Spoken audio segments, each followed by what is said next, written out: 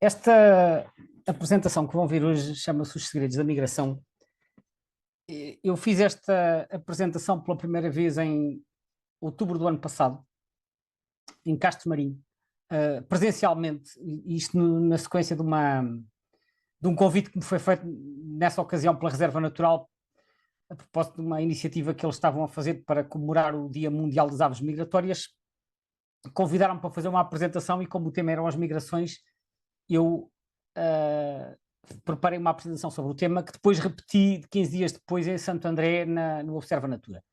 Mas houve quem me pedisse depois para fazer esta apresentação também aqui nos webinários e eu achei que era uma boa ideia e esperei por esta altura, que é a altura em que estão a decorrer as migrações.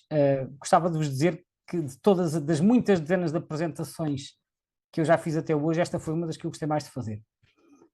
Portanto, é um tema que me diz imenso, é um tema que eu gosto muito, é um tema que eu acho absolutamente fascinante e posso desde já dizer-vos que quando chegarem ao final desta apresentação que vão ver hoje, vão ficar com uma ideia completamente diferente do que é a migração das aves. Não faço ideia qual é a ideia que têm neste momento, mas posso-vos garantir que vão ficar com uma ideia completamente diferente, sem dúvida nenhuma. Esta apresentação vai ser um bocadinho mais longa que o habitual. Normalmente eu tento fazer 45 minutos, hoje provavelmente vai demorar assim uma hora e um bocadinho, 1 hora e 5, e depois no final ainda irei apresentar um vídeo de 9 minutos. Portanto, este é um bocadinho o plano para a sessão de hoje. Então, vamos lá desvendar os segredos da migração. Este é o índice para a sessão de hoje. Tem 6 secções. Na primeira secção vamos falar um bocadinho do conceito do que é isto da migração. Vamos falar da história de como é que evoluiu o conhecimento acerca da migração das aves e vamos falar também um bocadinho dos obstáculos, das dificuldades que as aves têm de enfrentar para efetuar as suas viagens. Depois, nos pontos 2, 3, 4 e 5, eu vou apresentar mapas, muitos mapas de distribuição, mapas que vão ilustrar os diferentes padrões de migração das aves, que são inúmeros e variados e que vão deixar claro que cada espécie tem a sua estratégia. Portanto, no ponto 2 chama-se padrões clássicos, eu depois já explicarei o que é que isto significa. No ponto 3, estratégias alternativas. No ponto 4, uma ajudinha da tecnologia, vou falar da tecnologia que existe para acompanhar as migrações. No ponto 5, o tema são os campeões. E o ponto 6, que será aquele no qual eu apresentarei o vídeo, chama-se refúgios flutuantes. Vamos então ao ponto 1, conceito e história. Peço desculpa, estou só aqui a tentar ocultar aqui estes controles. Ora bem, então a nossa história começa em 1912 com um acontecimento que eu chamei a Revelação da Andorinha. A Revelação da Andorinha foi um episódio que aconteceu com uma andorinha que foi recuperada na África do Sul, uma andorinha anilhada em Inglaterra. E quando ocorreram mais ou menos os 100 anos da prática da anilhagem de aves, o Independent fez uma notícia a falar desta história da andorinha. Ele recuperou a história e esta andorinha mudou completamente o nosso entendimento acerca das migrações. Então o que aconteceu foi que em 1912, no dia 27 de dezembro, o senhor Raddock, que era proprietário de um hotel, de um grande hotel na província de Natal, na África do Sul, mandou uma carta ao senhor Harry Witherby, fundador da revista British Birds. E ele dizia que no dia 23 de dezembro tinham apanhado uma andorinha lá na quinta, que fica a 18 milhas lá da cidade onde ele estava, e que tinha uma pequena anilha metálica na pata, com as palavras Witherby, High Holborn, London, e no outro lado dizia B830. Ele tinha recolhido a anilha e ele enviou esta carta lá ao fundador da British Birds e disse: olha, eu estava muito interessado em perceber o que é isto, eu gosto de perceber as migrações das aves, você pode-me ajudar a entender o que é que isto significa? Bem, isto foi uma bomba autêntica, porque ninguém fazia ideia, embora já se anilhasse há alguns anos, ninguém fazia ideia para onde é que as andorinhas iam, as andorinhas, neste caso, anilhadas em Inglaterra, porque a anilha dizia London, e muito menos se imaginava que uma ave tão pequena como uma andorinha pudesse voar até a África do Sul. É claro que, ao longo dos anos, fomos descobrindo cada vez mais acerca da migração, quer das andorinhas, quer de muitas outras espécies. Mas esta revelação foi, de repente, um abrir de olhos sobre algo que até aí estávamos completamente às escuras, como já vamos ver a seguir. E então vamos agora recuar até ao ano 800 a.C., aos tempos de Homero. Homero, que é um dos autores da Antiguidade Clássica. O Homero, entre os seus vários escritos, ele escreveu, entre outras coisas, a Ilíada e a Odisseia, e ele menciona, num dos seus escritos, que há uma tribo de pigmeus, e esses pigmeus estão sempre em luta com os grous. E porquê que ele menciona os grous? Porque já era conhecido na altura que os grous faziam migrações. Ele dizia Homero, que esta tribo de pigmeus vive em oceanos, ou oceanos. E algumas interpretações dizem que este oceanos é algures no Nilo, portanto, ali em África, entre o Egito e o Sudão. E, portanto, que os grous iam para oceanos e que os pigmeus lutavam com os grous. E que os grous migravam para lá para fugir ao inverno e para destruir os pigmeus. Portanto, já havia aqui um entendimento que havia movimentos sazonais. Claro que depois esta ideia de destruir os pigmeus, isto, enfim, serão interpretações com base no conhecimento que havia na altura. Mas é curioso, portanto, isto vem no capítulo 3 da Ilíada. E é curioso que, já nessa altura, reparem, no século VI a.C., há representações, neste caso é umas gravuras num vaso, de pigmeus a combater grous. Portanto, estão aqui os pigmeus assim montados no que parecem uns carneiros ou qualquer coisa, e aqui do outro lado os grous. Portanto, é uma das referências mais antigas que se conhece envolvendo de alguma maneira a migração das aves.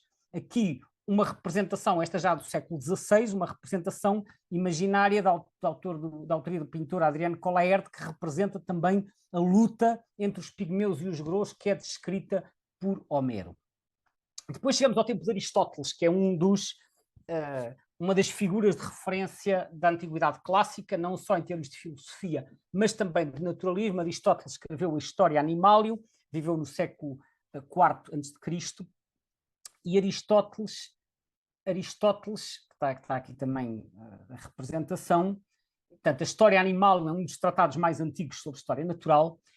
O Aristóteles também refere a migração dos grous e diz que os grous migravam da Sítia. A Sítia é uma região que corresponde à atual Ucrânia e que migravam da Sítia para o Nilo. Portanto, ele diz a mesma coisa que o Homero. E nós podemos pensar como é que eles sabiam desta migração, porque os grous migram de dia e eles viam os grous a passar. São aves grandes e, portanto, eles sabiam que havia aqueles movimentos sazonais. Mas depois ele tinha umas teorias assim um bocadinho mais alternativas, vamos chamar assim. E uma das teorias era a teoria das metamorfoses, porque havia certas aves que só estavam presentes no verão e que depois desapareciam, nomeadamente passariformes, ninguém sabia para onde é que iam, e havia outras que apareciam no inverno. Então ele dizia, por exemplo, que os rabi-ruivos, quando chegavam ao inverno, se transformavam em piscos e que os papa-moscas se transformavam em totinegras. Portanto, era a teoria de que as espécies se transformavam.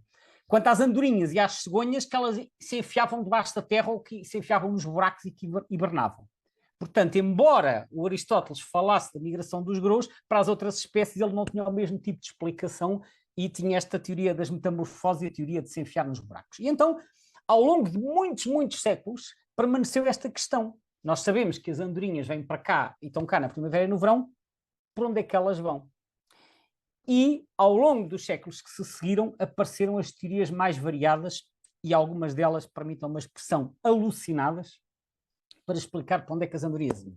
Então o Aristóteles, do século IV a.C., como eu já referi, dizia que elas hibernavam nos buracos das árvores. Plínio o Velho, que era um naturalista romano, ele dizia que elas vão embora no inverno, mas para países vizinhos. Ele não especifica para onde é que era, seria ali na orla do Mediterrâneo, mas enfim, ele sugeria que elas fariam movimentos, não conseguiu desenvolver muito mais do que isto. Mas quando avançamos até ao século XVI, ainda continua a haver um total desconhecimento sobre para onde é que vão as andorinhas. Há um autor sueco, que era Olaus Magnus, que escreveu um livro chamado História de Gentilus Septentrionalimus, que significa História dos Povos ou das Gentes Setentrionais, portanto, do Norte, e ele dizia que as andorinhas hibernam no fundo dos lagos, lá enfiadas na lama. E até há aqui um desenho, que está nesse livro, em que mostra aqui dois homens com uma rede de pesca a recolher na rede. Reparem, tem aqui peixes, e ao mesmo tempo tem aqui pássaros, que supostamente são andorinhas. Portanto, eles apanhavam peixes e andorinhas. Não sei de onde é que veio esta ideia, talvez houvesse uma ocasião em que tivessem apanhado pássaros mortos na rede e que isto tenha servido de base para a teoria. É uma hipótese. Depois, um outro autor inglês, Francis Willoughby, em 1676, rejeitou a ideia da hibernação, dizia que elas migravam, mas ele não sabia para onde, ele achava que elas se iam embora. Mas, tal como no Plínio Velho, ele não sabia para onde. Depois a teoria mais alucinada de todas vem através de um senhor chamado Charles Morton, em 1680, que ele dizia que elas vão até à Lua. Portanto, elas no inverno vão até à Lua, e ele até fez os cálculos, calculou a distância até à Lua, fez os cálculos da velocidade a que elas iam e calculou que elas demoravam 60 dias a ir até à Lua e 60 dias para voltar. Estamos já no século XVII e, portanto, havia quem dissesse que as andorinhas iam para a Lua. Em 1789, um outro autor chamado Gilbert White tentou provar que isso não era verdade, mas não teve sucesso. Ele tentou encontrar observações. Reparem que isto já é depois do tempo do Linneu, que é 1758. Portanto, na altura do Linneu, ainda não se sabe para onde é que vão as andorinhas. Depois, em 1797, através de um senhor chamado Thomas Billick, inglês também, surge uma pista de que as andorinhas migravam para a África, porque ele diz que havia um capitão cuja opinião ele estimava e que tinha observado muitas andorinhas em migração no Mediterrâneo. Quando ele andava lá com o navio, ele tinha visto andorinhas a passar para norte ou para sul, e, portanto, isto foi uma pista. Peço desculpa. E então, o Thomas Bewick, ele achou que elas migravam, mas não conseguiu ainda saber muito bem para onde. Ora bem, a explicação para onde é que as aves iam apareceu literalmente do céu. Mas não foi através de uma andorinha, foi através de uma cegonha. Uma cegonha que hoje é conhecida pelo nome de Pfeilstorch. Pfeil significa seta e Storch significa cegonha. Isto é uma palavra alemã. E o que aconteceu? Em 1822, numa cidade do norte da Alemanha, Rostock, que fica na antiga Alemanha de Leste, encontraram uma cegonha viva, com uma flecha atravessada no pescoço. Esta imagem que estão a ver é da cegonha que está preservada no museu em Rostock. E isto foi assim uma coisa estranhíssima. Foram analisar, apanharam a cegonha, coitada, que estava ali viva com a seta, com a flecha no pescoço, e foram analisar a madeira, o material, e perceberam que era madeira africana. E foi nesta altura que, de repente, com isto, perceberam que as cegonhas, no inverno, iam para a África. E que em África havia quem as tentasse matar com flechas. Esta sobreviveu e voltou para a Alemanha com a flecha no pescoço, e esta cegonha acabou por ser a chave deste enigma de para onde é que as aves iam. Portanto, percebeu-se que era madeira de origem africana, e esta era a prova, então, que faltava até aqui de que as aves não hibernam e muito menos se metamorfoseiam. As aves migram, e no caso das cegonhas, migram para a África, porque ela voltou de lá com uma prova de que tinha estado em África. Curiosamente, este não foi caso único, porque até 2003 foram encontradas 25 cegonhas com flechas na Alemanha. Portanto, vejam bem, em África devia haver uma perseguição intensa às cegonhas, porque 25 sobreviveram, muitas outras, coitadas, possivelmente não terão sobrevivido. Mas esta, em 1822, foi a chave para desvendar toda esta história. Bom, então, feita esta pequena introdução histórica, vamos tentar perceber melhor o que é a migração. A migração das aves, basicamente, é um movimento regular, sazonal, que as aves fazem, portanto, em diferentes épocas do ano, para se deslocarem de umas regiões para outras. Muitas vezes este movimento é de norte para sul, mas nem sempre, como já vamos ver a seguir. Em muitos casos é. Em muitos casos isso é feito ao longo de um corredor, que também se chama muitas vezes uma rota migratória. E, resumidamente, e para a maioria das espécies, nós podemos dizer que estas migrações se fazem entre os territórios onde elas nidificam, que são os territórios de nidificação, e depois os territórios de invernada, que é onde passam o inverno. E qual é o principal motivo para elas migrarem? É a disponibilidade de recursos alimentares, porque em muitos sítios o alimento não está disponível durante todo o ano em quantidade suficiente. E então as aves migram de uns sítios para os outros para conseguirem sobreviver, nomeadamente para conseguirem tirar partido do alimento disponível. A migração é uma viagem, portanto, de sobrevivência, mas, como todas as viagens, envolve grandes riscos. A migração é mais comum no hemisfério norte, não é exclusiva, também existe no hemisfério sul e já vamos ver mais à frente. É mais comum no hemisfério norte apenas porque o hemisfério norte tem muito mais massas continentais. O hemisfério sul tem maior percentagem de oceanos e, portanto, tem menos aves terrestres, nomeadamente nas latitudes a que as nossas aves migram, mas também existe no hemisfério sul. Bom, e então, afinal, porquê que as aves migram? Portanto, já percebemos o que é, já percebemos um bocadinho a história e porquê que as aves migram. Quando eu era pequeno, estamos a falar no tempo que andava na escola primária, quando lia aqueles livros para crianças que explicavam também, entre outras coisas, a migração dos pássaros, dizia que as andorinhas migram para as terras quentes. Portanto, supostamente as andorinhas migram para fugir ao frio do inverno. Mas eu ficava a pensar, então, mas se elas migram para terras quentes e se a África é quente durante todo o ano, porquê é que elas voltam? Porquê é que não ficam lá? Escusavam estar a fazer a viagem, não é? Ficavam lá todo o ano e assim não precisavam de estar a fazer a viagem para cima e para baixo.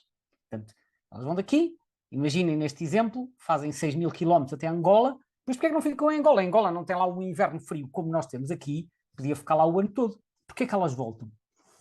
A razão é, para explicar esta razão, eu dou aqui um exemplo que tem a ver com os rebanhos. Talvez alguns de vós conheçam. Os rebanhos têm, em algumas regiões, os chamados movimentos sazonais e o objetivo é procurar os melhores pastos. E quem se dedica à pastorícia, isto é uma prática ancestral, sabe que tem que levar os rebanhos de umas regiões para outras. Em Portugal ainda existe uma prática chamada transumância, nomeadamente na Serra da Estrela e na Serra de Montemuro, em que existem as chamadas pastagens de inverno nos vales e as pastagens de verão na serra. Ora, o que acontece? No inverno a serra está cheia de neve e de gelo e, portanto, não é boa para pastar. E então no inverno é melhor para pastar nos vales. Só que no verão os vales estão ressequidos, a erva está toda seca, enquanto que na serra está cheio de ervas verdes. Portanto, no verão é melhor para pastar na serra, no inverno é melhor para pastar nos vales. Eu tirei esta imagem da região de turismo de Dom Lafões, perto da Serra de Montemuro, onde tem algum exemplo. Eles criaram também uma rota, também mais para promover o turismo, chamada Grande Rota da Transumância. Portanto, a transumância é o nome que é dado a estes movimentos sazonais do gado efetuado pelos pastores para levar o gado dos vales no inverno para as serras no verão, para terem sempre acesso aos melhores alimentos, portanto, aos melhores pastos. Ora, é um bocadinho isto que acontece com as aves. As aves também fazem migrações sazonais, elas saem de zonas onde os recursos se estão a tornar escassos, estão a diminuir, e vão para zonas onde os recursos são ricos ou estão a aumentar. Portanto, elas vão periodicamente de uns sítios para outros para tirar partido dos recursos alimentares que podem ser abundantes, mas são sazonais. E que recurso é que nós estamos a falar? Estamos a falar, em primeiro lugar, de alimentos, como eu referi. Portanto, elas precisam de alimento para sobreviver como qualquer ser vivo. E, por outro lado, de locais de nidificação, ou seja, sítios que tenham condições para construírem o ninho e para se reproduzir. Mas sendo que nidificação só precisam numa das regiões, enquanto que alimento precisam durante todo o ano para sobreviver. Portanto, estes são os recursos essenciais que determinam depois as estratégias migratórias de cada espécie. Ora bem, uma característica também curiosa é que muitas espécies migram durante a noite. Há muitas aves que são migradoras noturnas, nem todas, mas uma grande, talvez mais de metade. E migrar de noite, a nós às vezes faz um bocado de confusão, porque nós quando viajamos, maioritariamente viajamos de dia.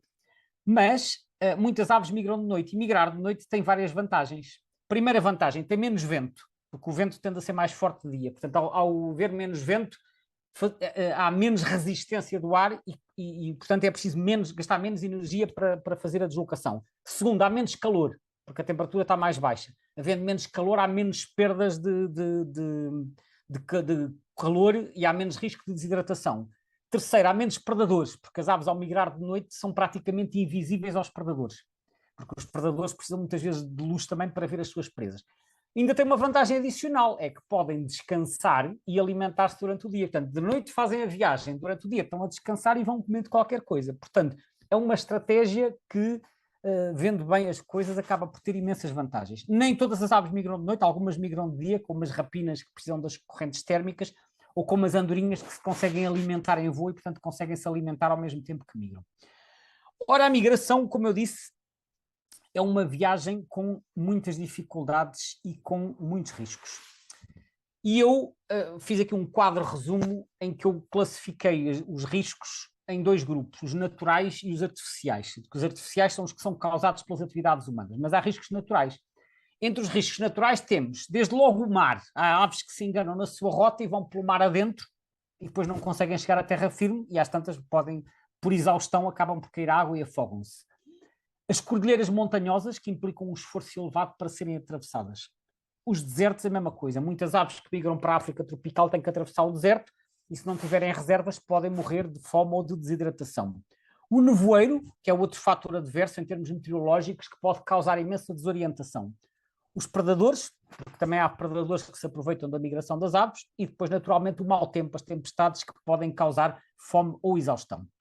E depois, para além destes riscos naturais que já existem desde sempre, há ainda os riscos provocados pelas atividades humanas, dos quais eu selecionei estes. Temos, por um lado, as luzes causam desorientação e colisão, em especial para as aves que migram de noite, a caça que acaba por significar que muitas aves não chegam ao destino porque são mortas, a poluição, que provoca doenças e as doenças podem dar origem a incapacidades ou à morte, os cabos e postes elétricos provocam colisão ou eletrocução. Da mesma forma, os edifícios, os aerogeradores e outras construções também podem dar origem a colisões, e a indústria do petróleo, além de colisões, ainda pode causar contaminação. Ora, vendo em detalhe estes obstáculos naturais que eu referi, as aves desenvolveram estratégias para lidar com eles. Por exemplo, no caso do mar, em que o risco é de afogamento, nomeadamente as aves têm dificuldade em atravessar o mar, a estratégia que encontraram é migrar pelos estreitos. Por exemplo, as rapinas migram sobretudo pelo Bósforo, pelo Estreito de Gibraltar, que é a forma de reduzirem a dimensão da travessia de mar que têm que fazer. No caso das montanhas, que requerem um esforço elevado para as passar, a estratégia é contorná-las, migrar pelas terras baixas, ou aproveitar as portelas, que são aquelas depressões entre os montes mais altos. Para atravessar o deserto, como eu disse, há o risco de fome ou desidratação, e o que as aves fazem é acumular previamente gordura, estão há alguns dias a acumular gordura para depois conseguirem fazer voos diretos sem terem que parar para se alimentar. O nevoeiro pode ser fonte de desorientação, porque as aves que migram de noite, sobretudo, orientam-se pelas estrelas e, na falta das estrelas, por causa do nevoeiro, elas ficam desorientadas e aí não lhes resta outra coisa senão aguardar. No caso dos predadores, como eu referi, a migração noturna acaba por ser uma estratégia para fugir à predação, e no caso das tempestades, que também podem provocar fome ou exaustão, pois aí terão que aguardar, e às vezes as tempestades forçam muitas aves a uma paragem até que as condições melhorem, ou então ir procurar uma rota alternativa. Entre a predação, dou aqui o exemplo do falcão da rainha, que é o falco leonora, que nidifica nas ilhas do Mediterrâneo, em especial na Grécia, onde é mais abundante, mas também em Espanha, Itália e na Croácia. E o falcão da rainha é uma ave que se especializou em capturar os passariformes que estão em migração durante a migração outonal, em especial, que é quando eles estão a nidificar. E então têm sido feitos muitos estudos e descobriram-se algumas estratégias absolutamente extraordinárias e sofisticadas. É que os falcões da rainha, além de capturarem os passariformes em migração, conseguem, por exemplo, depená-los vivos, mas depená-los, tirar-lhes as asas para evitar que eles voem, para que eles fujam se eles não os conseguirem consumir logo. E outra situação detectada em Marrocos, em que eles capturam os passariformes, enfiam-nos aqui em cavidades nas rochas, para eles não conseguirem sair e para terem uma espécie de dispensa para os guardar, para os capturar mais tarde. Portanto, aqui como exemplo de como os próprios predadores se especializaram para conseguirem tirar partido das migrações das aves, e o falcão da rainha é um desses casos. O problema das tempestades, que eu já referi, aqui para quem sabe ler cartas sinóticas meteorológicas, aqui temos o exemplo de uma grande depressão. Portanto, estas linhas concêntricas são as depressões, as linhas azuis são as baixas pressões, as linhas vermelhas são as altas pressões, e aqui temos um exemplo de uma depressão que vem do Atlântico e que está aqui a atravessar a zona entre as Ilhas Britânicas e a Península Ibérica. Estas manchas azuis são precipitação.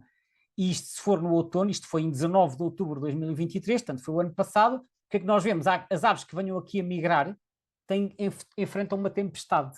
Portanto, é um dos casos em que a meteorologia pode causar uma enorme disrupção na migração. E aqui as aves ou têm que aguardar, ou então são arrastadas pelos ventos e vão parar a um destino diferente daqueles que desejavam. Portanto, isto é um dos muitos obstáculos naturais que as aves enfrentam. Quanto aos obstáculos artificiais, está aqui novamente o quadro que eu mostrei há pouco, que agora não vou ler novamente, mas são muitos, e há muitos danos causados às aves migratórias por causa das atividades humanas. Dou aqui alguns exemplos. Um deles é a caça que é amplamente praticada nos países da orla mediterrânica, quer do lado europeu, quer no norte da África, que é caça com recurso a redes, redes que também são usadas iguais às que são para anilhagem, mas neste caso para captura e para consumo, ou venda em mercados, varas com visco, neste caso no Egito, que são usadas estas varas e que depois prendem as aves migradoras, elas não conseguem sair e são capturadas. Isto aqui, um excerto de um artigo que mostra o total estimado de aves mortas todos os anos, né, em milhões. Portanto, vejam aqui no Egito 5 milhões, Itália também, que tem uma grande tradição de caça, 5 milhões, mas depois também Chipre, Síria, Líbano, Grécia, Croácia, França, Líbia e outros países só do Mediterrâneo. Isto são tudo aves capturadas em migração e isto acaba por representar uma talhada, digamos assim, na quantidade de aves e obviamente significa que estas aves depois não conseguem chegar aos seus destinos. Portanto, no total, estima-se que 25 milhões de aves são mortas todos os anos durante as migrações só na região do Mediterrâneo. E depois outro tipo de obstáculos artificiais. Temos as luzes, aqui temos o exemplo das plataformas petrolíferas offshore, que estão no meio do mar. Todo este luzeiro, especialmente em dias de nevoeiro, pode atrair as aves que depois acabam por ficar desorientadas ou por colidir com estas estruturas e podem cair ao mar.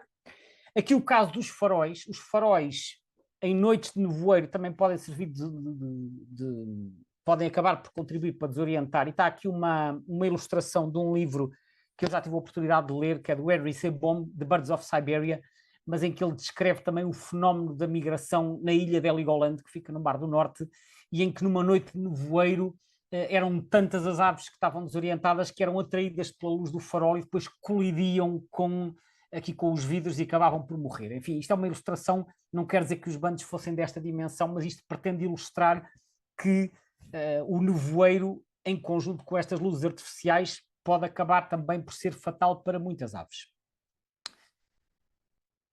Ainda outro problema são as estruturas de transporte de energia, as linhas elétricas, que, como eu já disse, podem causar colisões ou eletrocuções, especialmente aves de maior porte, como as cegonhas e as aves de rapina.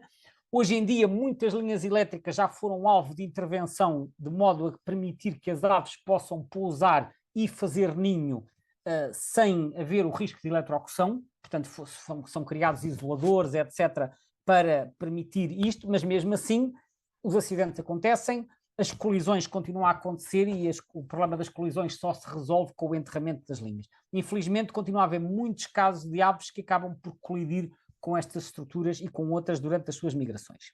Pronto, isto foi assim apenas uma pequena amostra dos muitos riscos que as aves enfrentam durante as suas migrações. E agora vamos falar das estratégias migratórias das várias espécies. Passamos ao ponto 2. E no ponto 2, o ponto 2 é bastante curto e é aquilo que eu chamo os padrões clássicos. São aqueles padrões migratórios que a maioria das pessoas que começa a ver aves rapidamente aprende, são aqueles que vêm em qualquer guia de campo. Quando nós abrimos um guia de campo, tem lá uns mapazinhos, que são os mapas de distribuição, normalmente com várias cores, que tem umas cores para as zonas de inverno, outras para as zonas de verão, outras para as zonas onde as espécies ocorrem durante todo o ano. E então vamos começar por ver estes padrões clássicos, que são aqueles mais conhecidos. E então, o primeiro exemplo de um padrão clássico, eu agora vou mostrar uma série de mapas, sempre cada um para uma espécie diferente. Este é aqui para o rouxinol comum. O rouxinol comum, estes mapas são do site Birds of the World, temos aqui um mapa com duas cores, e eu chamei, cada mapa tem um título, como irão ver, eu chamei da Europa para a África. O que é que estas cores significam? Este tom salmão corresponde à área de reprodução. É a região em que a espécie está na primavera e no verão. No caso desta espécie, é mais ou menos desde abril até setembro. E a zona azul, que é uma faixa na África tropical, que vai aqui mais ou menos desde o Senegal até ao Quénia, é a chamada zona de invernada, a zona onde a espécie está para passar o período de inverno. E então, portanto, isto é uma espécie migradora e é aquilo que nós designamos um migrador estival. Estival é um adjetivo que vem de estio, que é um sinónimo de verão, embora hoje em dia a palavra já não seja tão usada. Portanto, são aves que nasceram na Europa, vão invernar à África e depois voltam à Europa para se reproduzir. Por isso eu chamei da Europa para a África. Estes são o tipo de mapas que nós encontramos muito e quando temos só os guias da parte europeia, aparece esta cor, que pode ser um vermelho ou um cor de laranja, a indicar que a espécie está presente só durante o verão, é um migrador chamado transsaariano. Transsaariano porque tem que atravessar o Saara para a sua zona de invernada. Depois temos um segundo grupo que são os chamados invernantes, são as aves que vêm cá passar o inverno. Essas são aves que se reproduzem mais a norte, e eu aqui chamei do norte da Europa para o sul da Europa. Elas reproduzem-se a norte, neste caso é o tordo ruivo, né? O tordo dos ilhacos, reproduz-se na Islândia, aqui nos países nórdicos, também aqui no Báltico e depois na Rússia, em latitudes mais ou menos acima dos 50 graus, e vem invernar no centro e no sul da Europa, nas latitudes temperadas e mediterrâneas, mas não é transsaariano, ele não vai para a África tropical, vai só aqui até ao norte da África e à orla do Mediterrâneo. Portanto, isto é um migrador, grosso modo, europeu. Portanto, aqui o movimento é o mesmo, uma região de nidificação mais a norte, uma região de invernada mais a sul, mas a migração não é tão extensa e não tem que atravessar o Saara. Mas o princípio é o mesmo, portanto, tem uma zona de reprodução e depois vem para sul, para a zona de invernada, porque esta zona de reprodução no inverno é demasiado fria para a espécie conseguir sobreviver. Depois temos um terceiro grupo, que são aquilo que nós em Portugal chamamos os migradores de passagem. Portanto, o primeiro só está cá no verão, o segundo só está cá no inverno, o terceiro, que é aqui a Filosa dos Juncos, o Acrocéfalos sonobaianos, reproduz-se no centro e no norte da Europa, vai invernar na África tropical e austral, portanto também é um migrador transsaariano, mas não se reproduz em Portugal nem em Espanha. E, portanto, aparece aqui durante as suas passagens migratórias, quer para norte, em fevereiro, março, abril, quer para sul, depois em agosto e setembro.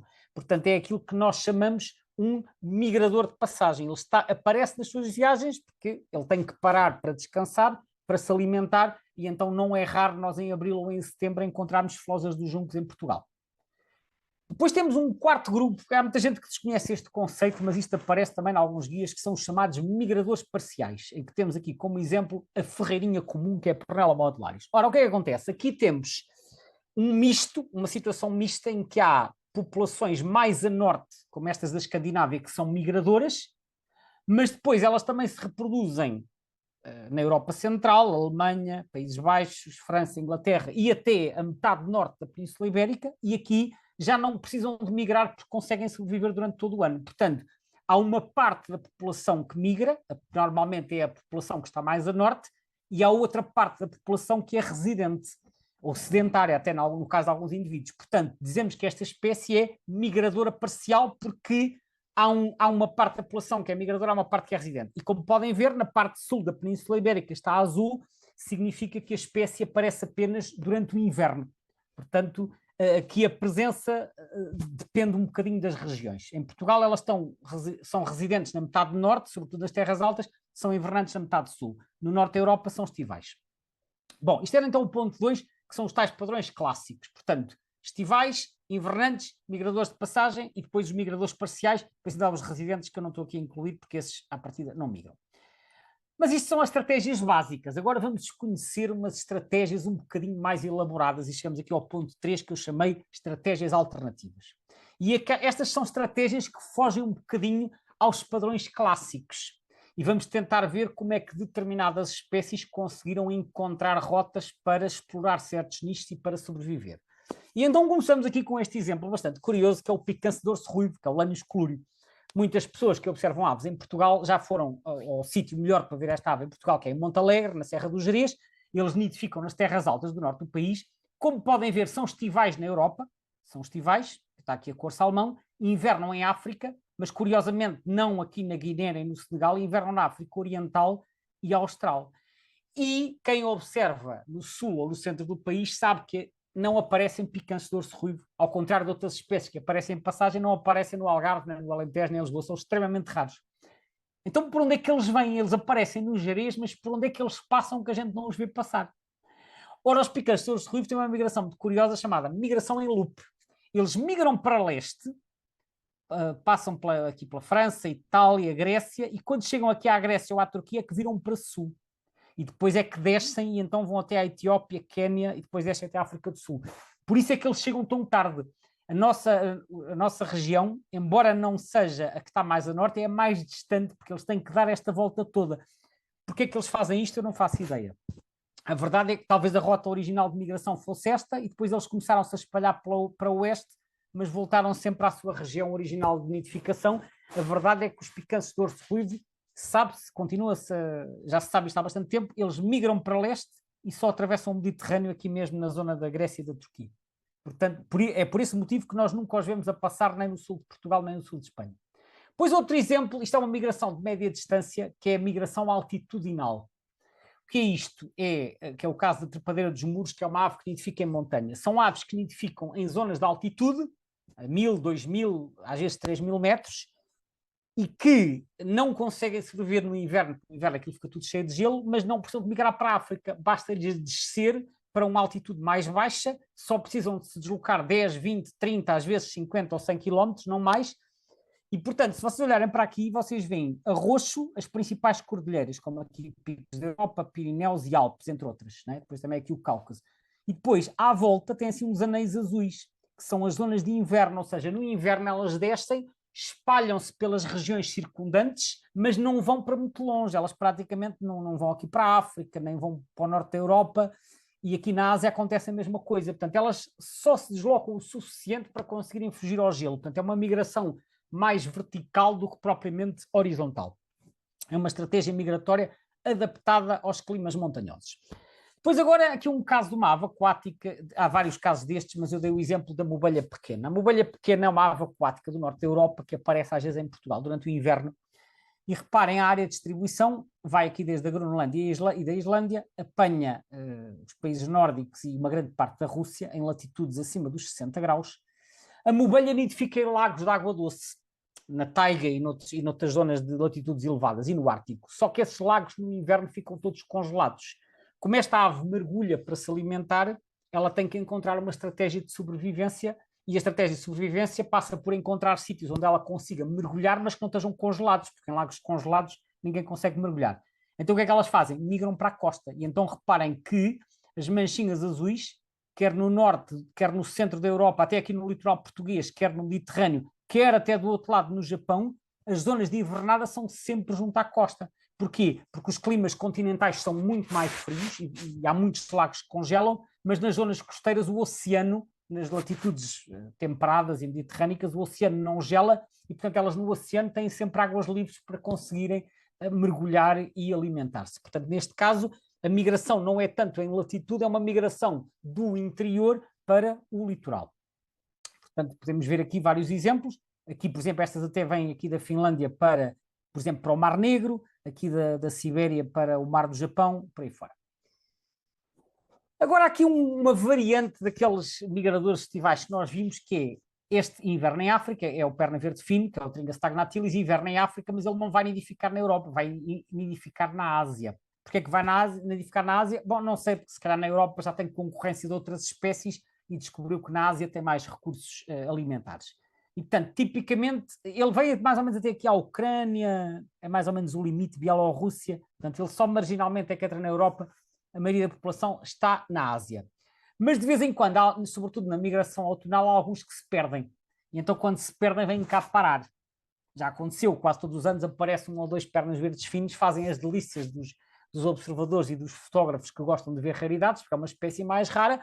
Quando aparece cá um perna verde fino, que normalmente acontece em agosto ou setembro, embora às vezes fique no inverno, tipicamente é um indivíduo, às vezes pode ser um imaturo ou não, que não encontrou o caminho certo para a África e perdeu-se e veio cá parar. E é assim que muitas raridades aparecem. São aves migradoras que seguiram o caminho errado.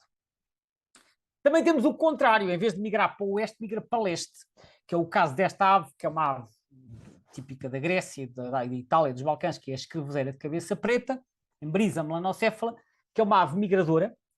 Só que, embora ela nidifique na Europa, por razões, se calhar, que têm a ver com migrações que já vêm desde tempos ancestrais, em vez de migrar para a África, vai invernar na Índia. Reparem, migra para sueste.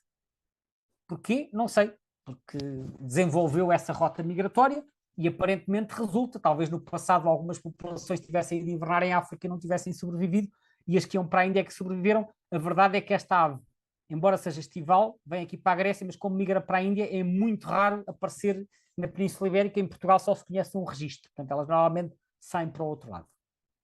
Agora, aqui uma migração, uma das que eu acho mais fantástica, fizemos um webinário sobre esta espécie exatamente com este título em janeiro. Isto é o Pilrico das Praias, e eu chamei do Ártico para o mundo, porque o Pilrico das Praias nidifica na tundra, em latitudes tão elevadas como os 80 e, salvo erro, 84 graus, ou uma coisa assim parecida, 82 ou 84, portanto nidifica aqui nas zonas árticas do Canadá, da Groenlândia, aqui em Svalbard e nas zonas do Ártico Russo, e depois migram para sul e vão invernar nas costas de praticamente todo o planeta. Reparem, América do Norte, Central e do Sul, as costas todas a azul, totalidade das costas africanas, Madagascar, a maior parte das costas da Europa, tanto atlânticas como mediterrânicas, Península Arábica, Ásia, subcontinente indiano, Indochina, Indonésia, Austrália, Nova Zelândia, Japão, está cá praticamente tudo. Só não estão as latitudes muito elevadas e só não está a Antártida. Até estão aqui arquipélagos como Cabo Verde, Canárias, Madeira, Açores, Galápagos, por aí fora. Portanto,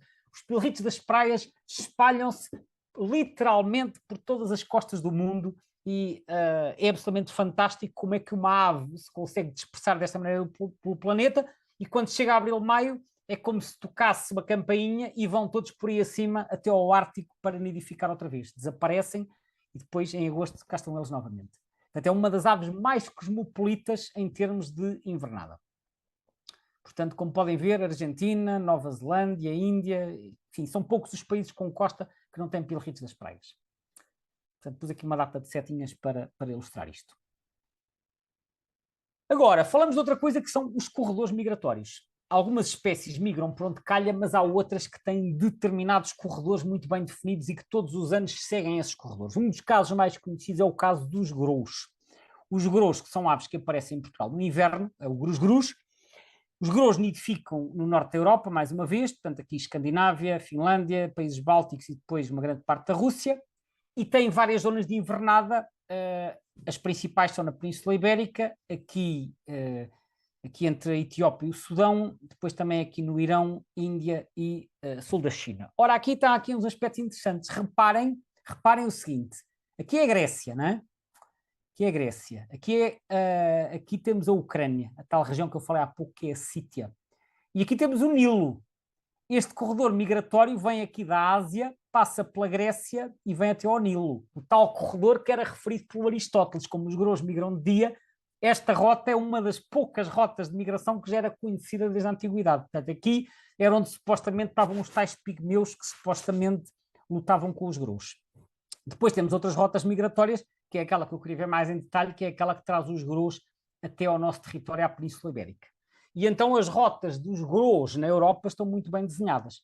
Os grous vêm do norte da Europa, em particular os que vêm invernar aqui no sul da Península Ibérica, que é sobretudo Extremadura, Andaluzia e Alentejo, vêm em grande parte da Suécia, da Finlândia, da Alemanha e dos países bálticos, e eles seguem esta rota, sobretudo esta rota que está aqui com este tom salmão, e tem locais de paragens muito bem conhecidos, que são locais de repouso e de alimentação, onde se concentram por vezes milhares de grous durante as épocas de migração. Um dos mais conhecidos é no leste de França, que é o Lac du Der, o Lac du Der-Chantecoq, que fica um bocado a leste de Paris. Depois no sudoeste, perto de Bordeaux, na região de Leyland, fica Argenzans, e depois em Aragão, também um dos pontos de paragem mais conhecidos dos grous, que é a Laguna de Galhocanta, perto de Saragossa. E estes locais são locais onde é possível observar, então, enormes quantidades de grous. E depois cá está, então, a região principal de invernada, que é aqui no sudoeste da Península Ibérica. E depois há aqui outros pontos de paragem. Isto é a rota que traz os grous para a nossa região. Há outras que, cá está a rota a atravessar a Grécia, não é? A tal rota que eu já referi, portanto, que é uma rota que depois conduz até à região do Nilo e a outras zonas do Médio Oriente. Só que os grous, como migram em bando, certamente há alguns indivíduos que já sabem para onde é que têm de ir e onde é que são os pontos de reabastecimento, como estes que estão aqui marcados nos mapas. Portanto, os grous seguem normalmente por estes corredores migratórios. Agora vamos falar de uma outra coisa que eu disse há pouco, que embora a migração seja mais comum no hemisfério norte, ela também existe no hemisfério sul. E alguns de vocês poderão me perguntar, então, e não há aves que façam ao contrário, reproduzem-se a sul e depois migram para norte? Há, e isso, por exemplo, acontece muito em África, com várias espécies migradoras, e chama-se isso migração intra-africana, intra-African migration em inglês. Temos aqui o exemplo, por exemplo, de um cuco, que é o cuco de peito ruivo, o cuculos solitários, que é uma ave parecida da família do nosso cuco canor, Aqui, reparem, a zona salmão está a sul. Eles nidificam numa vasta área que vai aqui desde Angola e Tanzânia até a África do Sul e depois migram para norte, para uma zona que aqui está a roxo, porque eles aqui ocorrem durante todo o ano, também há populações residentes. Portanto, há uma população que está aqui todo o ano e há uma população que migra para sul e não para norte. Nós temos que pensar, porque é que não migram para norte? Eu não sei, mas para norte já tem a concorrência do nosso cuco canor, se calhar para sul não tem, portanto, especializaram-se em migrar para sul. Portanto, é um bocadinho ao contrário, vão se reproduzir lá embaixo. Mas há depois padrões mais complexos. Portanto, estes vão de sul para norte, nascem a sul e vão invernar a norte. Há mais cucos, por exemplo, este que é o cuco bronzeado africano, que é um cuco mais pequenino, que é o Chrysococcus caprius. Este tem uma faixa onde é residente, que vai aqui desde a Nigéria até ao Quénia, mas depois tem uma população que migra para norte para se reproduzir, embora seja intra-africana, porque eles não vêm até à Europa, migra para norte, aqui para a zona do Sahel, e tem outra população que migra para sul. Portanto, há umas populações que se reproduzem a norte, outras que se reproduzem a sul. Esta que vai para norte até entra aqui marginalmente na Península Arábica, vai daqui até o Iémen e Omã, mas essencialmente são movimentos que são no continente africano. Portanto, sim, há espécies que se reproduzem a sul e que vão invernar a norte. Há casos semelhantes também na Austrália e na América do Sul, que eu não ilustrei aqui também para não estar a gastar demasiado tempo, mas o princípio é exatamente o mesmo. Portanto, aqui neste caso, como podem ver, há diferentes padrões de migração. Agora falemos um pouco de aves marinhas. O hemisfério sul, como eu disse, tem muito menos massas continentais, como aliás se vê nestes mapas, porque o Equador passa mais ou menos por aqui. E, portanto, nós a sul do Equador temos a Austrália, temos uma porção da África, temos uma parte da América do Sul e depois isto é tudo o oceano. Só que o hemisfério sul é muito rico em ilhas e, portanto, o hemisfério sul é muito mais propício e muito mais rico em aves marinhas, nomeadamente painhos, pardelas, albatrozes e outras aves desses grupos. Essas aves, como por exemplo este que está aqui, que é o painho casquilho, o Oceanitos oceânicos, nidifica em ilhas aqui espalhadas pelo Atlântico Sul e pelo Índico Sul e até pelas costas da Antártida. Portanto, nidifica no hemisfério sul e então onde é que ele vem invernar? Vem invernar cá para cima. Ora, não nos podemos esquecer que o verão no hemisfério sul, primavera-verão, é ao contrário do nosso. Portanto, eles reproduzem-se mais ou menos a partir de setembro, outubro ou novembro e reproduzem-se até fevereiro, março e depois é que vêm cá para cima. Por isso é que nós os apanhamos cá depois em julho e agosto, que é quando é inverno lá embaixo. Portanto, eles começam-se a reproduzir quando chega a primavera lá embaixo, que será a partir de outubro. Portanto, eles aparecem cá, mas não para se reproduzir. Aqui são invernantes na costa portuguesa, isto não se vê bem na costa, normalmente temos que ir até ao mar, mas são invernantes, só que em vez de vir do norte, são invernantes que vêm do sul. Por isso é que eu chamei visitantes dos mares do sul. Mas há mais coisas. Hoje em dia há muitas aves de anilhagem, que são anilhadas com anilhas coloridas e esses programas de anilhagem permitem seguir muito mais em detalhe os movimentos das aves. Eu, há uns anos, morei bastante tempo no Algarve e no Algarve fazia muita observação de gaivotas anilhadas, como estas aqui, que são as gaivotas de alduíno. E quando se faz uma observação de uma ave com uma anilha colorida, o que normalmente se recomenda é que a pessoa envie a leitura para o projeto para dizer que viu a ave na data tal, do sítio tal. E depois eles enviam um documento com o historial das observações. E eu gosto muito de olhar para aqueles documentos para perceber onde é que as aves andaram. E então eu encontrei aqui este historial de uma gaivota de alduíno que eu observei em 2018 na Ilha da Barreta, que fica perto de Faro. E quando fui ver o historial, vi que ela tinha nascido na Barreta em 2011, em junho de 2011. Isto fica uma das ilhas Barreira da Ria Formosa, mas que depois andou para aqui a passear e que em 2014 ela estava em Tavira, mas depois em 2015 estava em Lanzarote, nas Ilhas Canárias, em janeiro. Depois, 2 anos depois, estava aqui numa praia chamada Tamaria, em Marrocos, em 2017, e em 2018 estava de volta à Ria Formosa. Por isso é que eu chamei aqui uma voltinha até às Canárias. Repara, ela entrou pelo mar adentro, foi observada nas Canárias e depois voltou. Mas algumas vão às Canárias, outras vão até mais longe. Por exemplo, esta aqui, também uma gaivota de alduíno, que foi até ao Senegal. Esta aqui, então, nasceu na Ilha da Barreta também em 2012, em junho. Passado 3 meses já estava na Gran Canária, que é o arquipélago das Canárias também, mas em 2013 foi observada no Senegal e na Gâmbia. Em 2014 na Mauritânia, em 2015 novamente na Gâmbia. Não houve observações cá na Europa, portanto ela pode ter ficado aqui 2 ou 3 anos até atingir o estado adulto. A verdade é que em 2017 ela aparece em Barbate, que fica perto de Cádiz, no sul de Espanha. Em 2018 também, e em 2018 foi quando eu a observei, então, na Ilha da Barreta, no Algarve. Na altura não sabia que esta gaivota já tinha ido passear até às Canárias e ao Senegal. Estes são alguns exemplos do detalhe que é possível obter graças à leitura de anilhas coloridas. Por isso é que eu também gosto de contribuir para estes projetos e depois gosto muito de estudar os relatórios para perceber os movimentos que as aves fizeram.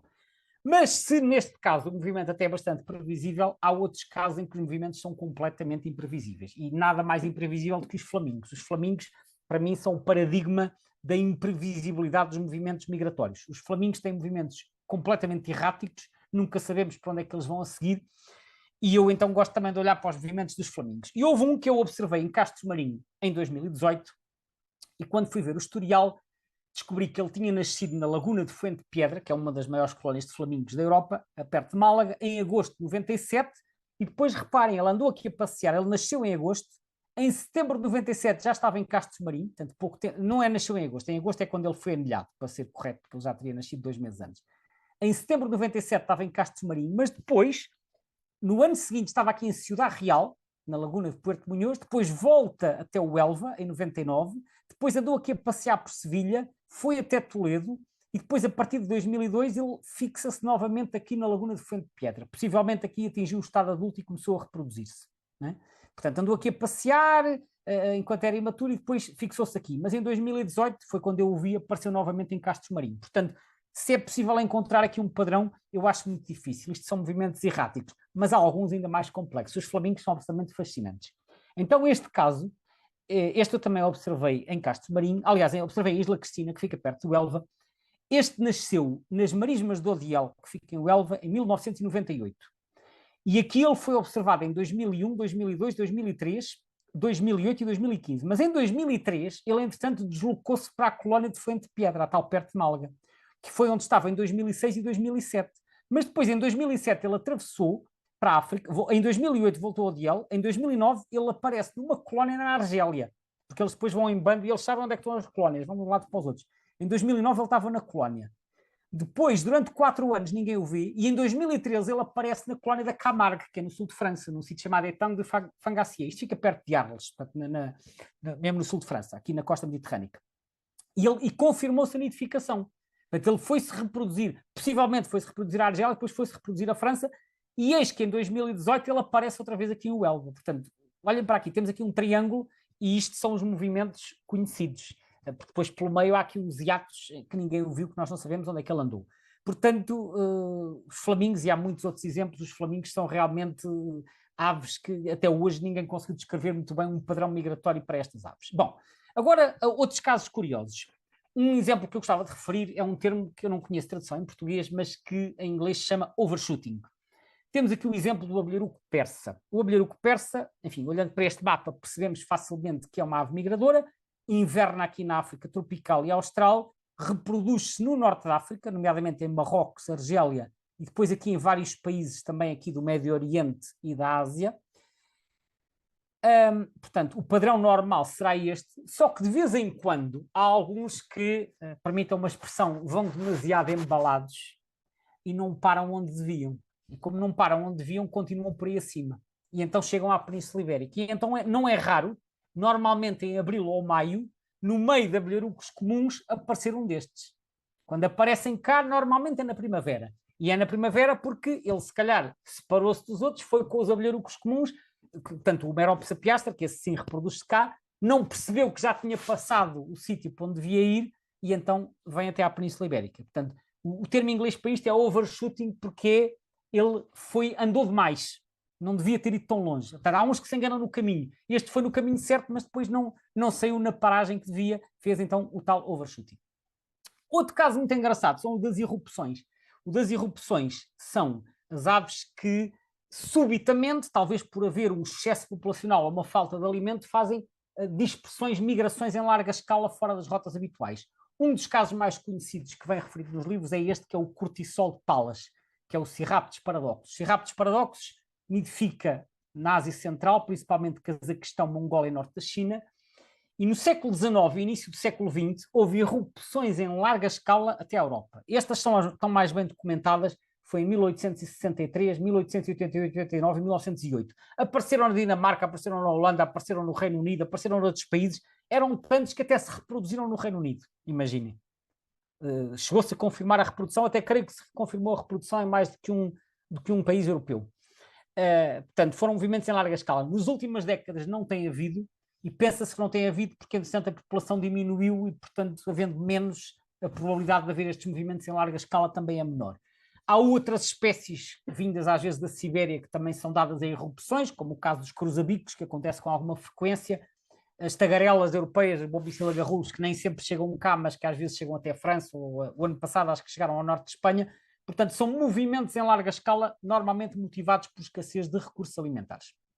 Pronto, já vos mostrei aqui estratégias alternativas que ilustram a diversidade de padrões migratórios que há. Mas, entretanto, nas últimas décadas, a tecnologia tem permitido descobrir coisas ainda mais extraordinárias. E, portanto, hoje em dia, cada vez mais aves são equipadas com aparelhos que nos permitem seguir mais em pormenor as suas rotas migratórias. E então é todo um novo mundo que se descobre. Então, a tecnologia que nós podemos chamar como tecnologia de seguimento, em inglês Tracking Methods, basicamente há 3 tipos de aparelhos que são colocados nas aves para as seguir. O primeiro são os famosos GPS, que são aparelhos que transmitem através de satélites. Foi os primeiros aparelhos que foram colocados. O primeiro penso que foi há uns 50 anos num albatroz.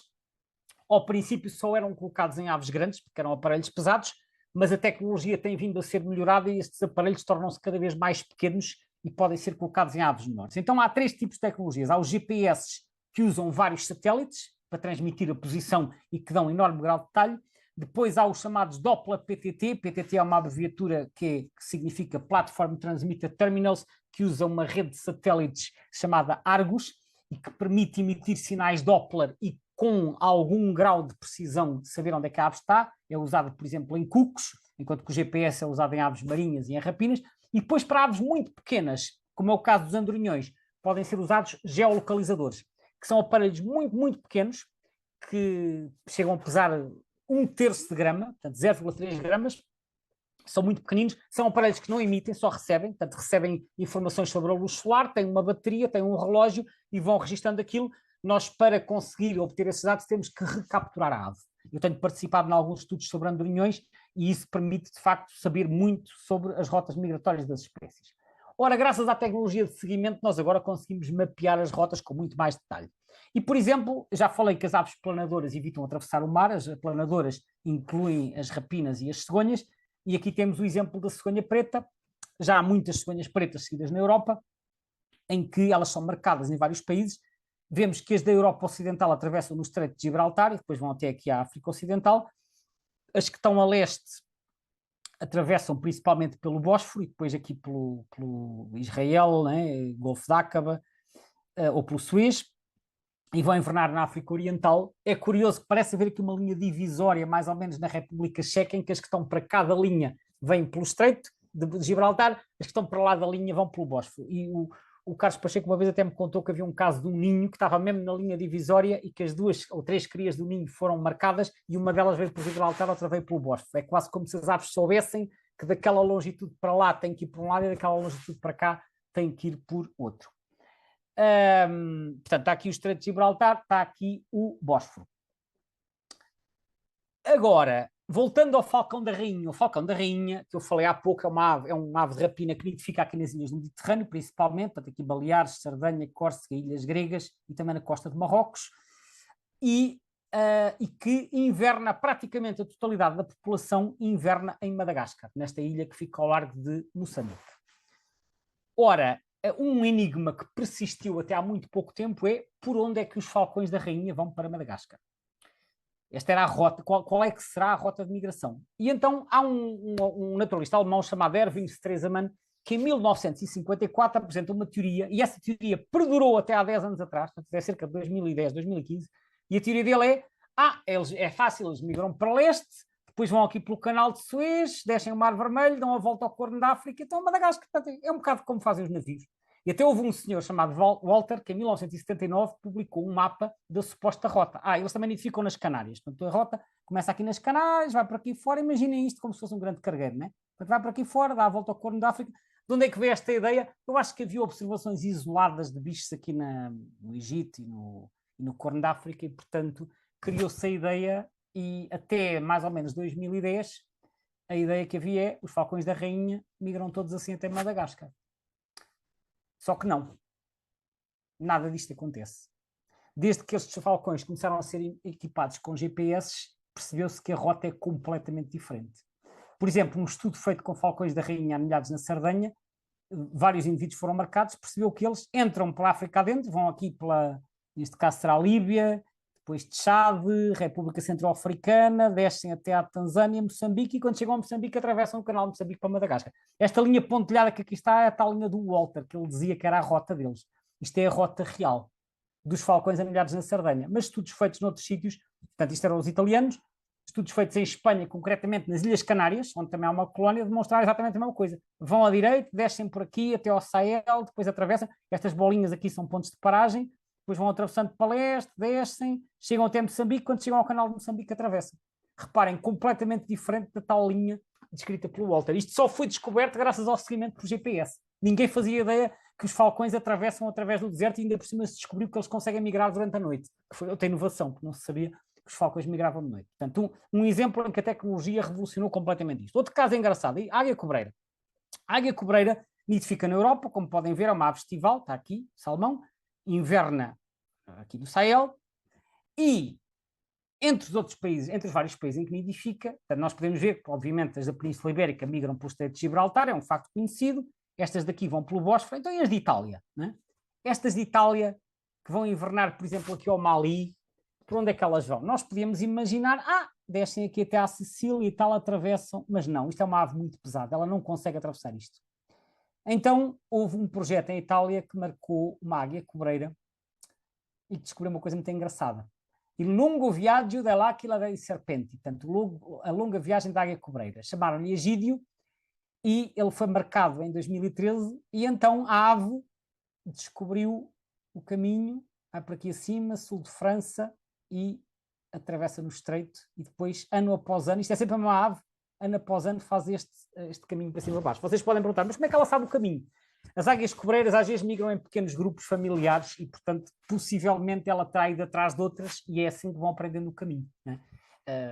Muitas aves aprendem estas coisas por imitação. A verdade é que sai de Itália, vai para o norte para contornar isto tudo, para conseguir atravessar para a África no ponto mais estreito. É absolutamente extraordinário.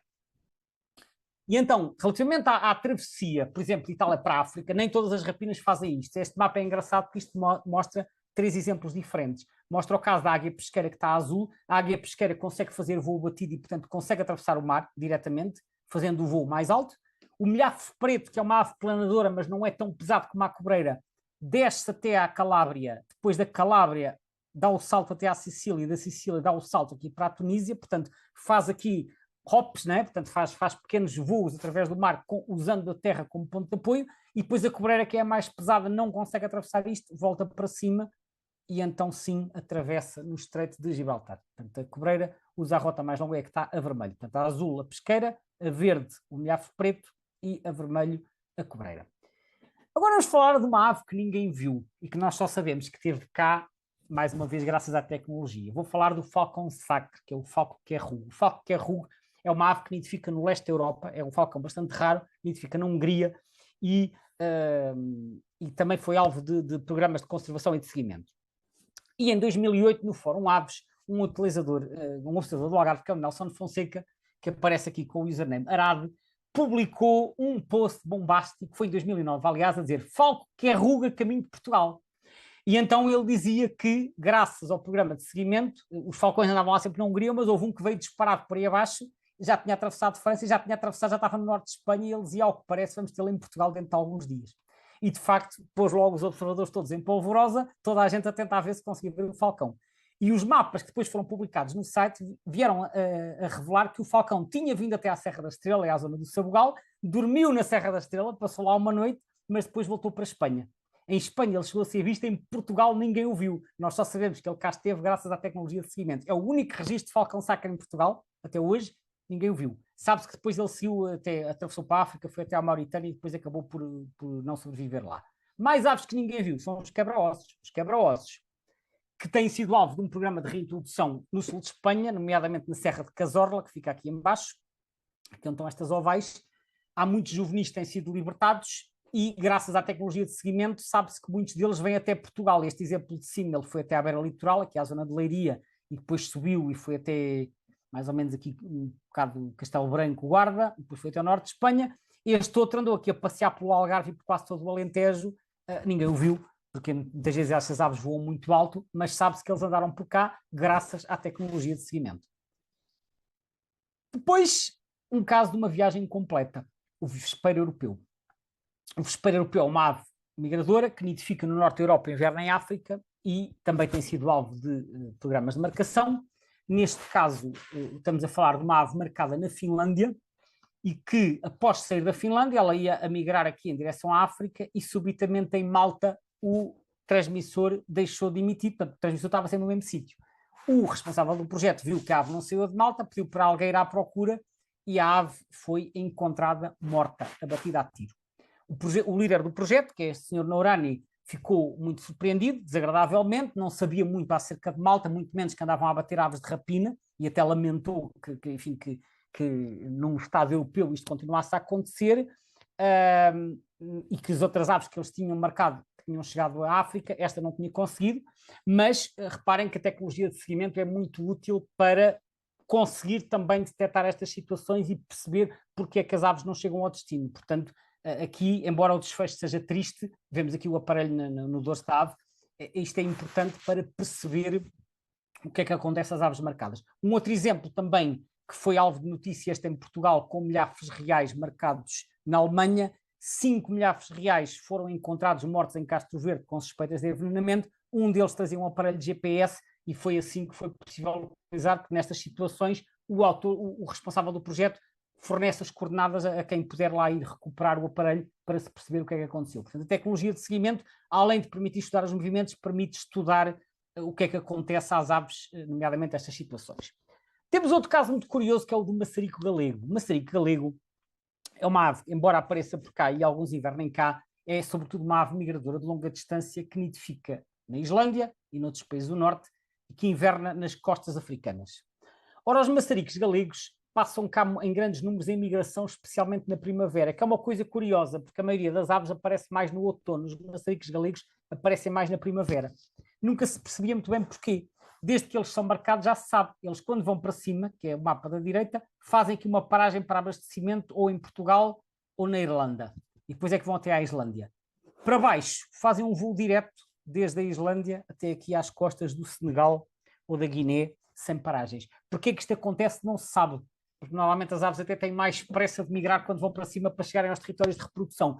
Uma hipótese é que tenham ventos mais favoráveis na migração para baixo, mas a verdade é que muitos deles fazem um voo direto na migração para baixo, mas na migração para cima fazem uma paragem para abastecimento. Portanto, um caso também muito curioso de estratégias diferentes na migração para norte e na migração para sul. Aqui um outro caso que é o do Garajal Grande. O Garajal Grande nidifica aqui no norte da Europa, concretamente na Suécia e na Finlândia. Ele vem invernar ao Mediterrâneo, aparecem no sul de Portugal, em particular no Algarve e aqui no Alentejo, mas não aparecem no norte. É uma coisa muito estranha que uma ave que vem do norte da Europa para o sul da Europa não aparece no norte do país. Porquê? Porque o Garajal Grande tem uma rota de migração um bocadinho curiosa. Eles, em vez de seguirem pela costa, eles descem aqui até a Holanda ou França e depois começam a atravessar, ou às vezes para a Alemanha, e atravessam pelo interior do continente até chegar ao Mediterrâneo. Portanto, eles chegam ao Algarve, mas não é vindos da costa atlântica, é vindos da costa mediterrânica. Portanto, eles atalham o caminho pelo continente e depois uns ficam pelo Algarve, outros seguem para a África. Mas é curioso para uma ave que tem hábitos costeiros, em vez de seguir a costa, seguir pelo interior do continente. Mais uma vez, isto é algo que foi descoberto graças à tecnologia de seguimento. Um outro estudo muito curioso foi feito com as petinhas de Richard. A petinha de Richard é uma espécie que até há 20, 30 anos era praticamente de raridade na Europa. Elas nidificam na Ásia Oriental, China, etc., e invernam aqui na Índia e na Indochina. E de repente, desde 1980 e 1990, começaram a aparecer cada vez mais na Europa. E houve um investigador francês que começou a marcar estas aves no sul de França e com geolocalizadores, e depois conseguiu recapturá-las e conseguiu perceber que já havia indivíduos a fazer este movimento pendular entre o sul de França e a Ásia Central. Ou seja, e como o número de registros tem vindo a aumentar consistentemente desde 1990, isto sugere que, que esta espécie, que antes migrava para aqui, conseguiu estabelecer uma nova rota de migração e que agora tem vindo a ser cada vez mais frequentes os casos de aves que usam esta rota. E às vezes é assim que as novas rotas se estabelecem. Há uns indivíduos que começam a explorar essa rota e depois essa rota começa a ganhar popularidade e começa-se a estabelecer. São estratégias de sobrevivência e é muito curioso porque foi acompanhado em anos recentes o desenvolvimento desta nova rota que supostamente não existia até há 30, 40 anos atrás. Outro caso curioso é mais um maçarico, neste caso o maçarico real. O maçarico real, isto foi tirado da página Facebook de um investigador francês, que é o Frédéric Giguet, que estuda maçaricos reais e ele anilha-os aqui no norte de França, aqui na zona da Bretanha, aqui perto das ilhas do Canal. E houve um caso curioso em que ele marcou 3 maçaricos reais da mesma ninhada e fez o seguimento por satélite. E estes maçaricos vieram 2 deles invernar a Portugal, outro ficou em França. Só que em vez de virem pela costa ou pelo interior, eles enfiaram-se pelo mar adentro. Por aqui, saíram em Brest e vão por aqui fora. Um deles, quando chegou aqui, separou-se dos outros, quando chegou ao limite da plataforma continental e voltou para a França.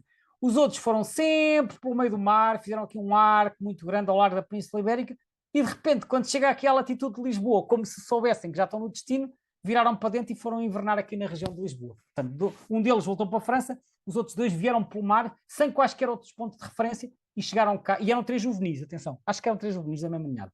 E chegaram cá e vieram invernar aqui, acho que foi na Foz do Cisandro, depois penso que foi um postuário do Tejo. Portanto, a migração neste caso foi um arco pelo mar, que é curioso no caso de uma limícola. No caso das aves marinhas, também temos uns padrões curiosos. Um deles é este da migração em 8, que é da pardela preta. A pardela preta é mais uma ave marinha que nidifica nos mares do sul. No caso concreto, este estudo foi feito nas Ilhas Falkland, que ficam aqui ao largo da Argentina, e nesta população das Ilhas Falkland, descobriu-se que as aves marcadas desenham um 8. Reparem, elas sobem pela zona a vermelho, está aqui escrito. Portanto, primeiro vão para leste, vão aqui para o Atlântico Sul, depois viram para norte, passam aqui ao largo do Brasil, vão até aqui uma zona que é a zona que nós podemos chamar invernada, onde passam muito tempo, que é a zona a verde, aqui entre a América, entre o Canadá e o sul da Islândia e a Europa, e depois para sul descem mais a leste. E depois descem até à costa do Brasil e depois é que fazem assim. Portanto, desenham aqui um grande 8. Isto varia um pouco dos indivíduos para os outros e é por este motivo que elas aparecem em Portugal, sobretudo em agosto, que é quando já estão a terminar a sua zona de invernada. Em agosto já passam aqui, agosto, setembro, já estão a descer, que é para chegarem cá abaixo em outubro, que é quando começa a primavera austral para se reproduzir. Portanto, porquê que fazem este padrão em 8? Provavelmente porque vão aproveitando as várias épocas em que cada região do oceano é mais rica em recursos alimentares. Será a explicação mais provável. Há outras espécies que têm este padrão, portanto, provavelmente os recursos não estão sempre no mesmo sítio. Mas é muito curioso perceber estes padrões.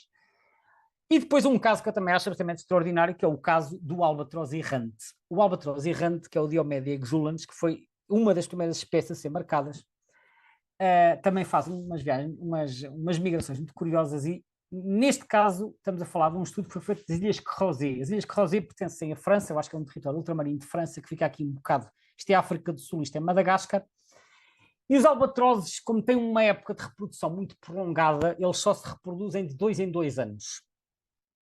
E pelo meio tem um ano de descanso que normalmente na gíria destas coisas é chamado ano sabático.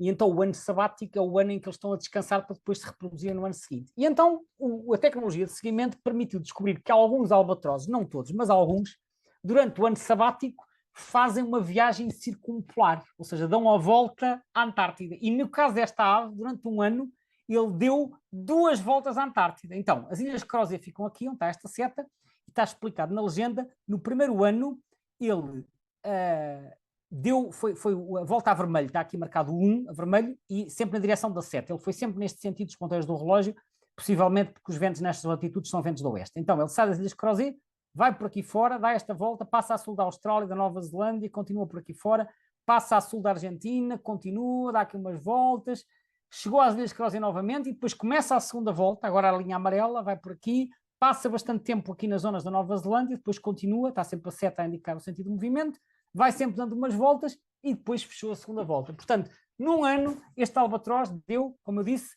2 voltas completas à Antártida. Eu acho isto um dos percursos mais originais que uma ave migratória pode fazer. Bom, poderia estar aqui a noite toda a dar exemplos, mas eu acho que estes já ilustram bastante bem a diversidade e eu não queria que isto se tornasse demasiado longo.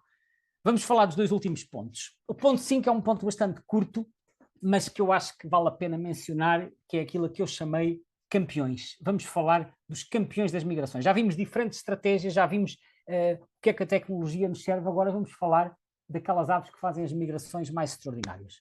E vou dar 4 exemplos. O primeiro é o dos andorinhões, neste caso do andorinhão preto. O andorinhão preto, que eu chamei o campeão do tempo sem pousar, é uma ave que se reproduz na Europa e na Ásia. Temos aqui 2 mapas. Este aqui é uma ave que se reproduz em Pequim, na China, e este no norte da Irlanda. E eu tenho participado até em estudos de andorinhões que são feitos usando geolocalizadores. E então descobriu-se que os andorinhões que estão 2, 3 meses nos locais de reprodução, depois migram para a África, neste caso vão aqui pela Península Arábica e vão para a África do Sul. Estes aqui vão pela Península Ibérica e também vão aqui para Moçambique.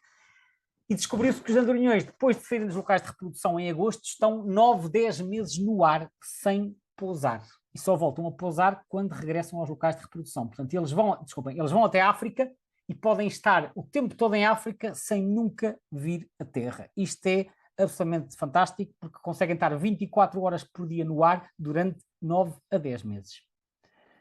Depois outro campeão que eu achei o campeão terrestre. O campeão terrestre é o cuco canoro. Eu falei deste exemplo no webinário que fiz sobre o cuco canoro há 3 anos, mas achei que valia a pena recuperar a situação para aqui. Como podem ver, é uma ave migradora, inverna em África e parcialmente aqui na Indochina, e tem uma vasta área de reprodução que apanha toda a Europa e a maior parte da Ásia, até aqui à extremidade oriental, até esta penínsulazinha aqui que se chama Península de Kamchatka, que fica a nordeste do Japão. E então, graças à tecnologia de seguimento, houve um cuco canoro nascido em Kamchatka, que é esta província aqui, que foi invernar à Namíbia. A Namíbia, que é este país, está aqui a norte da África do Sul. Então, isto corresponde a uma distância de 16.008 quilómetros. A distância mais longa que se conhece para uma migração de uma ave terrestre. É realmente uma distância... só para terem uma noção, a distância do Polo Norte ao Polo Sul são 20.000 quilómetros. Portanto, isto não está muito longe de ser a distância do Polo Norte ao Polo Sul. É uma coisa absolutamente extraordinária e que eu saiba até hoje, este valor não foi superado. Portanto, a migração mais longa alguma vez registada por uma ave terrestre. Depois, o campeão passariforme. Entre os passariformes também há um caso muitíssimo curioso, que é o chasco cinzento. O chasco cinzento, que é o enanto-enante, que nidifica nas terras altas do nosso país e que também aparece em migração, como podem ver, tem uma vastíssima área de reprodução que apanha a Europa, apanha a maior parte da Ásia, apanha a Islândia, a Groenlândia, o leste ou o nordeste do Canadá e ainda o Alasca. Curiosamente, este passariforme só inverna em África. Portanto, apesar de nidificar em 3 continentes diferentes, eles vão todos invernar a África. Os que estão do Canadá e da Groenlândia atravessam o Atlântico para aqui. Eventualmente passarão pela Península Ibérica. Os que vêm da Ásia e do Alasca vêm pelo outro lado. Porquê é que eles vão invernar a África? Não se sabe. Uma teoria que já foi apresentada é que eles no passado nidificariam aqui nesta região, na Europa e parte da Ásia, e depois quando os glaciares regrediram após a última época glaciar, eles começaram a expandir a sua área de nidificação aqui para o Canadá e para o Alasca, mas mantiveram as rotas de migração ancestrais e continuaram a emigrar para a África. Portanto, este é o passariforme que faz as migrações mais longas e, tanto quanto eu saiba, o único passariforme que nidifica na América, mas inverna em África, e é o único passariforme que faz todos os anos uma migração transatlântica, que também é assim uma singularidade. E depois temos finalmente o campeão aquático. Quando eu comecei a ver aves, com o meu tio, uma das coisas que me referiu era que a andorinha do mar Ártico era a campeã das migrações. Nunca mais me esqueci desta palavra. A andorinha do mar Ártico pensa-se que faça 40.000 quilómetros por ano, ou 50.000. Elas nidificam no Ártico, portanto, no Ártico quer da Europa, quer da América, portanto, a distribuição holártica, Alasca, Canadá, Groenlândia e depois aqui todo o norte da Europa e da Ásia, mas vão invernar no Oceano Glacial Antártico. Esta ave, portanto, vai quase do Polo Norte ao Polo Sul, tem mais horas de luz natural do que qualquer outro animal, porque elas, quando estão aqui no Ártico, têm 24 horas de luz, e quando estão a invernar no Antártico, também têm 24 horas de luz. Porquê é que elas fazem isto? Também aqui são hipóteses, mas uma hipótese possível é que, como elas pescam, elas gostam de ter luz para pescar e, portanto, ao terem mais horas de luz, têm mais horas para se alimentar. Enfim, é uma hipótese possível, não se sabe se é só isto. A verdade é que esta viagem de ida e volta deve ser qualquer coisa como 30 mil ou 40 mil quilómetros, e com as voltas que elas dão para se alimentar, pensa-se que elas façam 50 mil ou 60 mil quilómetros por ano. Portanto, esta é então a migração assim mais longa para uma ave, neste caso para uma ave aquática. E por fim, o campeão do voo direto, que é o fuzelo. O fuzelo, isto foi notícia há não muitos anos. O fuzelo, que é uma limícola, descobriu-se, graças à tecnologia de seguimento, o caso de um fuzelo que foi marcado no Alasca e que durante 11 dias e 11 noites voou sem parar do Alasca até à Tasmânia, que é esta ilha a sul da Austrália, num voo de 11 dias ininterrupto, em que ele voou 13.560 quilómetros. É o recorde até hoje. Já tinha havido um caso antes, de um que tinha vindo até não sei se era a Nova Zelândia ou o que era, mas este depois ainda superou um pouco e é até agora o recordista do voo sem paragens, é então um fuzelo. E muito mais haverá ainda para descobrir graças à tecnologia de seguimento, porque a tecnologia está a ficar cada vez mais sofisticada, portanto certamente haverá mais novidades nos próximos anos. Por fim, vamos ao ponto 6. Ponto 6 que eu chamei refúgios flutuantes. Tenho apenas 3 ou 4 slides e depois vou então passar um vídeo que vai explorar um bocadinho melhor este aspecto. Ora, refúgios flutuantes, estamos a falar de barcos e sobretudo de barcos grandes. Como eu já disse, muitas aves atravessam o mar, algumas perdem-se, vão para onde não deviam e nem todas as aves sabem nadar, e aquelas que não sabem nadar, se estão no meio do mar e se ficarem exaustas, correm o risco de por exaustão caírem à água e se afogarem, e aí não sobrevivem. Mas o mar hoje em dia tem muitos barcos e os barcos para muitas aves são verdadeiramente a tábua de salvação. Estamos a falar sobretudo de grandes cargueiros, mas também de outro tipo de barcos. Ora, eu ponho aqui esta imagem, isto não tem nada a ver com barcos, mas especialmente alguns deles conhecem um site bastante popular que se chama o Flight Radar 24, que é um site em que permite seguir em real time os movimentos dos aviões. Houve uma altura que eu, quando via aviões a passar, depois ia ver neste site, a ver aquele avião que estava a passar por cima, para onde é que ele ia, depois ia, este vai da Suécia para as Canárias e este vai de Paris para o Brasil, ou uma coisa assim. Portanto, eu achava uma piada ver para onde é que os aviões iam. E este site continua a existir e clicando num avião, nós podemos saber para onde é que ele vai e que aviões é que estão a passar em cada momento e qual é o avião e qual é a companhia e por aí fora. Ora bem, porquê é que eu estou a partilhar isto? Um site muito engraçado, parecido com este, mas muitíssimo menos conhecido, para os barcos. E eu achei isto muito curioso. Isto chama-se Marine Vessel Traffic. Aqui temos o mapa da Europa, portanto a branco estão os continentes, e depois tem aqui uma data de tracinhos, de setinhas, aliás, de triângulos, que mostram os navios e as zonas em que eles estão a navegar. E aqui isto depois tem um código de cores que eu agora já não me recordo de cor, mas salvo erro, os amarelos são cargueiros, os verdes são, os cor de laranja são petroleiros, os azuis acho que são barcos de pesca, os cor de rosas são barcos de passageiros, e depois os vermelhos acho que são barcos militares, acho que é uma coisa assim. Não tenho a certeza agora da legenda, mas acho que é algo deste género. Portanto, isto está codificado no site. Ora, o que é que este mapa nos mostra? Este mapa mostra-nos que o mar, tanto o Atlântico como o Mediterrâneo, está pejado de barcos, e de barcos, estamos a falar de barcos de grande dimensão. Estes que aparecem aqui no interior, obviamente, são barcos que estão a seguir rios, né? O Danúbio e outros. Ora, há imensos barcos e, portanto, uma ave que vá pelo mar dentro, mesmo que se tenha perdido da rota, consegue, se estiver cansada, pousar num barco para descansar. A mesma coisa para as aves que vão atravessar o Mediterrâneo. E isto faz toda a diferença em termos de sobrevivência das aves migratórias. Portanto, é um caso em que as atividades humanas até podem, ao contrário de prejudicar as aves migratórias, podem ajudar as aves migratórias a não perecer nesta viagem migradora que é tão cheia de perigos. Aqui um bocadinho um zoom para a parte em que se vê o sul de Portugal, o sul de Espanha, Marrocos e o Estreito de Gibraltar. Portanto, estão aqui os barcos.